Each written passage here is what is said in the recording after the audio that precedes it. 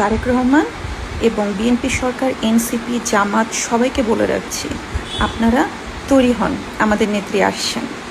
মাননীয় প্রধানমন্ত্রী শেখ হাসিনা তার জন্মের পর থেকেই দেখেছেন তার বাবা বঙ্গবন্ধু শেখ মুজিবুর রহমান এই দেশের মানুষের জন্য তার পুরোটা জীবন উৎসর্গ করেছেন, খেটে খাওয়া মানুষের স্বার্থে কথা বলেছেন। মাননীয় প্রধানমন্ত্রী শেখ হাসিনার রক্তের ভিতরে দেশের প্রতি ভালোবাসা ঢুকে আছে।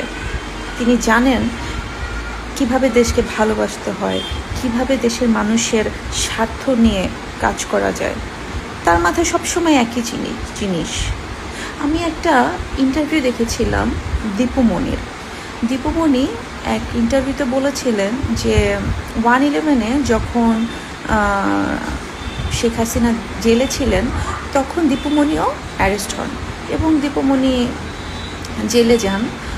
একসাথেই তারা দুজন ছিলেন এবং তিনি সারাক্ষণ দেখতেন শেখ হাসিনা সবসময় ম্যাপ করে যে তিনি যখন সরকারে যাবেন, ক্ষমতায় যাবেন, তখন অমুক জায়গায় রেল লাইন করবেন, অমুক জায়গায় এটা করবেন, তমুক জায়গায় এটা করবেন। তখন দীপুমণি বলেছিলেন যে আপা, আপনি ক্ষমতায় যাবেন কি যাবেন আপনি তো শিওর না, আপনি এখন জেলের ভিতরে, আপনি এখনই এত প্ল্যান করছেন কিভাবে, কেন?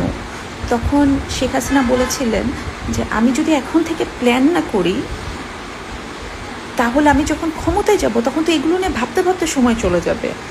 আমি এখন ভেবে চিন্তে ঠিক করে রাখছি যে আমি ক্ষমতায় গেলে দেশের জন্য উন্নয়ন কী করব, তাহলে আমার ওই 5টা বছর ইউটিলাইজ হবে, আমি দেশের মানুষের জন্য কাজ করতে পারবো, সময়টা ওয়েস্ট হবে না।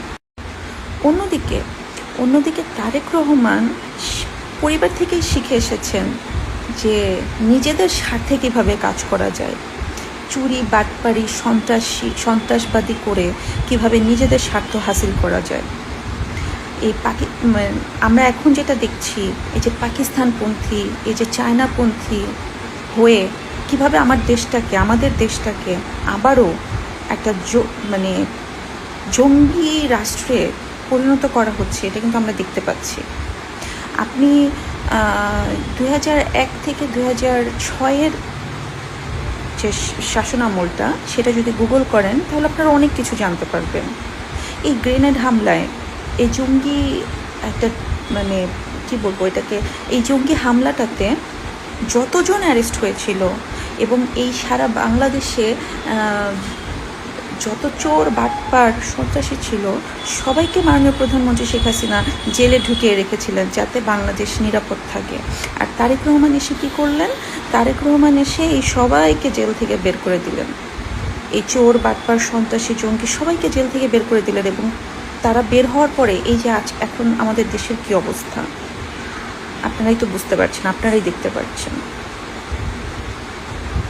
মাননীয় প্রধানমন্ত্রী শেখ হাসিনাকে এই বাংলাদেশে আবারও দরকার। তিনি ডিসেম্বরে আসবেন এবং আমি বিশ্বাস করি তিনি আসলে তিনিই জানেন কিভাবে এই দেশটাকে আবার উদ্ধার করা যায়। তো তারেক রহমান এবং বিএনপি সরকার, এনসিপি, জামাত সবাইকে বলে রাখছি, আপনারা তৈরি হন, আমাদের নেত্রী আসছেন।